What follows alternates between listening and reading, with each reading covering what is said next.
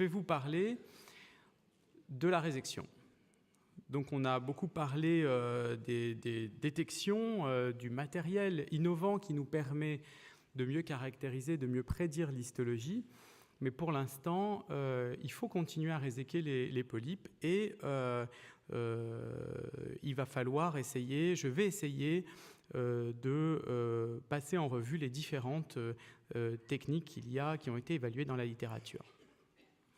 Alors la résection doit être d'abord définie macroscopiquement par l'endoscopiste.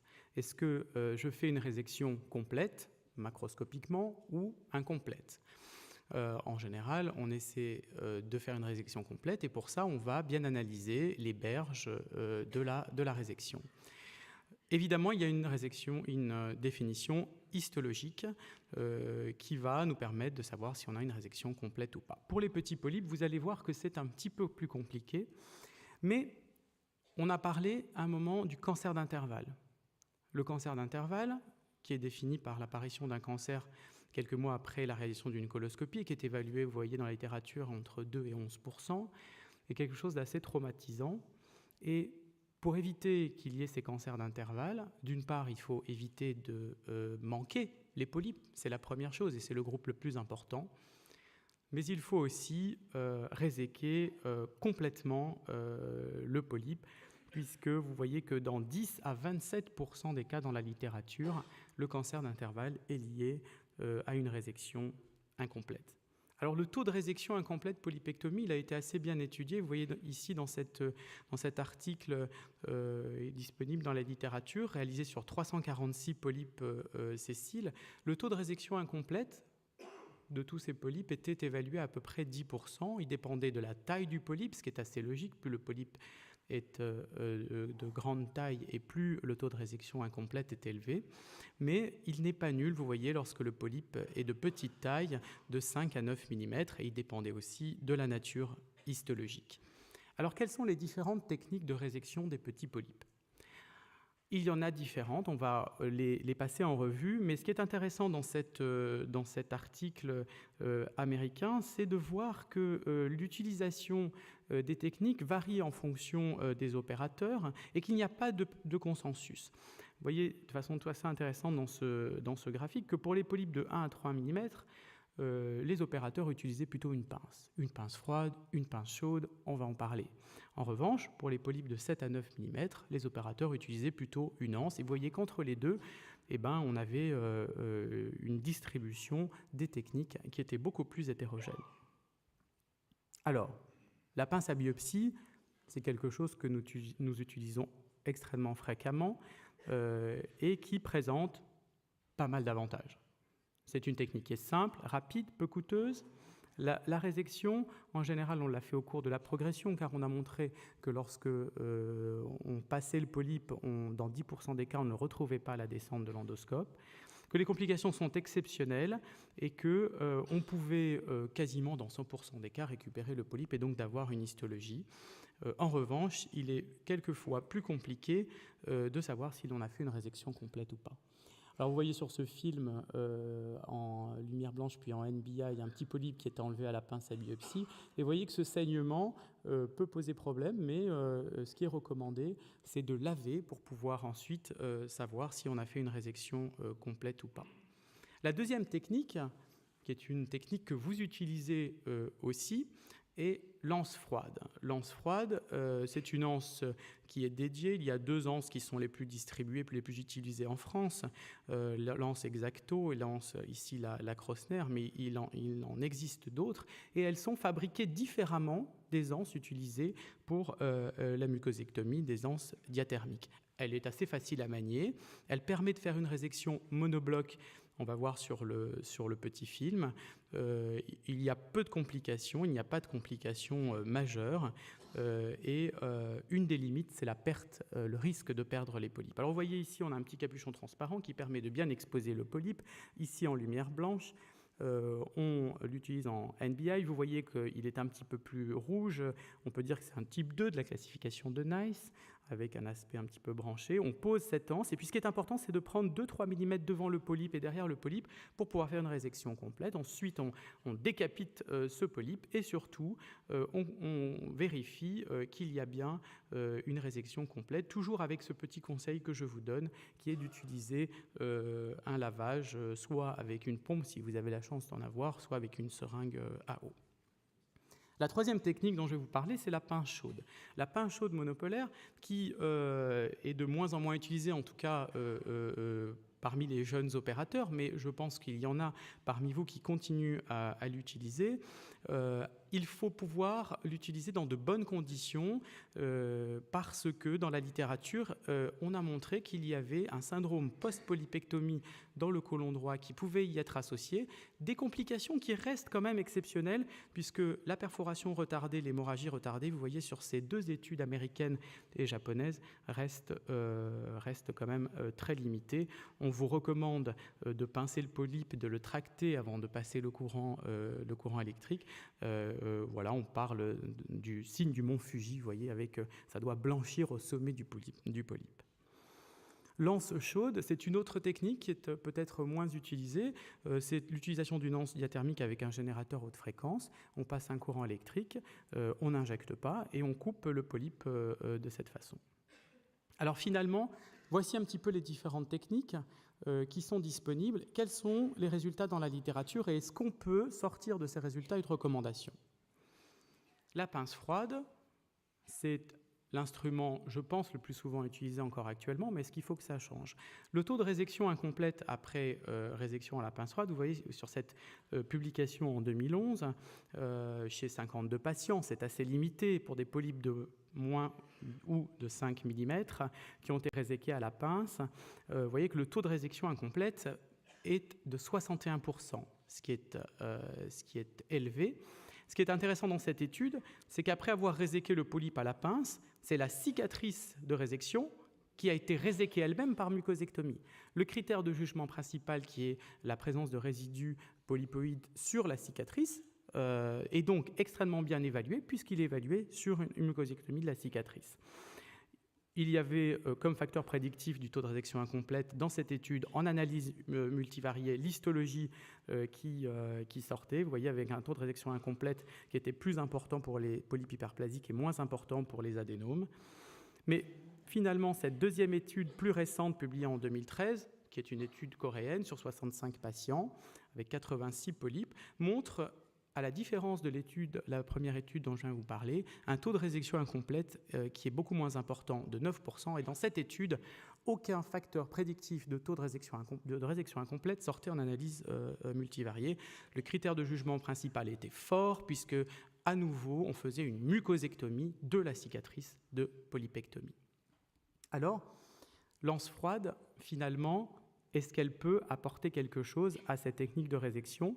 Et dans cette étude publiée en 2013, qui est une étude prospective randomisée monocentrique comparant la pince froide versus l'anse froide, chez 54%, montre de façon tout à fait intéressante que le taux de résection complète, voyez, était de 93% dans le groupe anse versus 75% dans le groupe pince, et ça de façon significative, avec une durée qui était moins importante pour l'anse. En revanche, c'est ce que je vous disais tout à l'heure, vous voyez que dans 6,8% des cas, on n'a pas pu récupérer le polype et donc on n'a pas pu avoir une analyse histologique.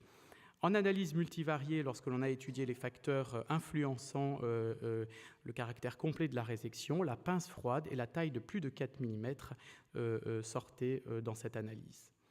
Une autre étude publiée en 2015, un peu plus récente, donc, qui est une étude à nouveau prospective, randomisée, mais monocentrique sur 139 patients, un peu plus de patients. Vous voyez que les polypes inclus le cutoff était à 7 mm. Et là, on faisait une mucosectomie de la cicatrice. Vous voyez que le taux de résection complète, à nouveau et de façon significative, était plutôt en faveur de l'anse, 96% versus 82%. Mais ce qui était intéressant, c'est que cette différence n'était plus significative pour les polypes de 4 mm ou de moins de 4 mm. Donc pour ces petits polypes, ces tout petits polypes, la pince à biopsie et l'anse faisaient avait le même résultat en termes de résection complète ou incomplète. Alors, je vous cite cette étude car je vous ai parlé de l'anse chaude. Peut-être que certains d'entre vous utilisent une anse chaude sans faire de surélévation. Et vous voyez que le taux de résection incomplète dans cette étude, qui était aussi une étude prospective randomisée multicentrique, ne montrait pas de différence entre les trois techniques, anse froide, anse chaude ou pince à biopsie. Ce qui est intéressant, c'est de voir que dans cette étude, la mucosectomie de la cicatrice, et je vous ai dit que c'était le meilleur critère de jugement principal pour l'étude, a été rempli que dans 27% des cas, puisque les opérateurs, finalement, ont eu techniquement du mal à réséquer cette cicatrice. Alors, vous avez peut-être entendu parler de cette technique d'aspiration. La technique d'aspiration, qui a été publiée par une équipe, décrite par une équipe australienne en 2009, avait pour idée de réaliser un pseudopolype. Et pour réaliser un pseudopolype, sur ce petit polype, on exsufflait dans un premier temps, on aspirait le polype dans le canal, on le faisait monter dans le canal opérateur, on retirait le coloscope d'à peu près 2 à 5 cm, selon les auteurs, et ensuite on faisait une section avec l'anse froide du pseudopolype. Alors cette première étude publiée en 2009, vous voyez sur 126 polypes, ne montrait aucune complication et un taux de résection complète de 100%, donc c'était quand même très intéressant. Mais lorsque l'on prend cette étude plus récente, publiée en 2015, qui a comparé cette technique d'aspiration dans le canal opérateur à la technique d'anse froide, dans une étude prospective randomisée mais monocentrique, finalement, le taux de résection incomplète n'était pas différent. Donc, peut-être qu'on s'est un petit peu emballé en 2009, mais c'est une technique qui a été décrite. Concernant la pince chaude monopolaire, il y a peu d'études, et surtout ce sont des études assez anciennes. Vous voyez, je vous ai mis une référence de 1989. Le taux de résection incomplète était décrit dans la littérature entre 17 et 34%. Les limites, on en a parlé, c'est des complications, mais c'est aussi l'analyse histologique. Et il y a une étude intéressante qui, en fait, s'est intéressée à la qualité de l'interprétation anatomopathologique de ces petits polypes lorsqu'ils étaient réséqués soit à l'anse froide, soit à la pince chaude. Et les auteurs ont très bien montré qu'il y avait des lésions de coagulation, une perte architecturale, une fragmentation des tissus. Souvent, l'utilisation de la pince chaude est utilisée par les opérateurs car ils se disent qu'il va y avoir une coagulation des berges, du pourtour du polype, et donc on ne laissera pas de cellules sur le site. Enfin, dans la littérature et récemment, une revue systématique de la littérature, une méta-analyse, a pu regrouper 5 études randomisées. C'est peu d'études, il y a 668 patients, 700 polypes, avec des polypes de moins de 7 cm. Et ils ont comparé la pince froide versus l'anse froide pour 3 études. Et la pince froide, donc on a dit que l'envergure était de 7 mm, ce qui nous permet de mesurer les polypes, avec la pince jumbo, qui est une autre pince, qui a une ouverture de 8,2 mm dans 2 études. Le taux de résection incomplète était diminué de 60% en utilisant l'anse froide ou la pince jumbo, et la durée de procédure était raccourcie, était plus courte de 2,5 minutes dans ce groupe. Donc encore une fois, on va dire une étude plutôt à charge pour la pince à biopsie. En conclusion, j'espère que nous sommes tous convaincus pour l'instant qu'il faut essayer d'avoir une résection la plus complète possible, notamment lorsque l'on a prédit, et on a parlé des techniques de prédiction histologique, un polype adénomateux ou un polype festonné. Je pense, pour avoir fait la littérature, qu'on a beaucoup d'arguments en faveur de l'anse froide, mais qu'il y a encore des résultats qui ne sont pas complètement convaincants, et peut-être qu'il faut tenir de la taille du polype, inférieure ou supérieure à 4 mm. La pince chaude, il y a des inconvénients. Peut-être que quand on a bien l'habitude de l'utiliser, alors on peut se permettre de l'utiliser. Et je pense qu'il y a la place pour une étude prospective multicentrique, puisqu'il y a très peu d'études multicentriques, qui comparent les différentes techniques. Et nous allons débuter une étude sous l'égide de la Suède, qui va comparer l'anse froide, la pince froide et la pince chaude. Alors, je me permets de vous présenter ces recommandations. Peut-être que pour des tout petits polypes de moins de 4 mm, on peut utiliser une pince à biopsie pour faire une biopsie exérèse. En revanche, pour des polypes de plus de 10 mm, je pense que nous sommes tous d'accord pour dire qu'il faut faire une mucosectomie avec une injection sous muqueuse, puis l'utilisation d'une anse diathermique, et que pour l'instant, entre 4 et 10 mm, la littérature est plutôt en faveur de l'utilisation d'une anse froide. Je vous remercie. Merci Gabriel. Il y a la place pour une question. Oui. Gabriel, est-ce que tu peux nous dire ton expérience et les données de la littérature sur l'utilisation de l'anse froide chez les patients sous simple ou double anti-agrégation plaquettaire? Oui, alors dans la littérature, il y a pas d'études sur les antiagrégants plaquettaires. Il y a une étude sur des patients sous traitement anticoagulant par coumadine. Ils ont comparé le risque de saignement immédiat et retardé chez des patients qui ont une résection à la pince versus résection à l'anse froide. Ce qui est très intéressant parce qu'en fait, ils ont montré que ce risque était plus important avec la pince qu'avec l'anse froide. Il y avait 0% d'hémorragie retardée avec l'anse froide, alors qu'il y avait à peu près 5 à 10%, c'était 6% avec la pince. Merci Gabriel pour cet exposé. Juste un tout petit commentaire, c'est les recommandations de l'ESGE qui paraîtront l'an prochain. Oubliez la pince chaude, il ne faut surtout plus la faire. 2, tous les polypes jusqu'à 9 mm, exérèse à l'anse froide. Merci beaucoup.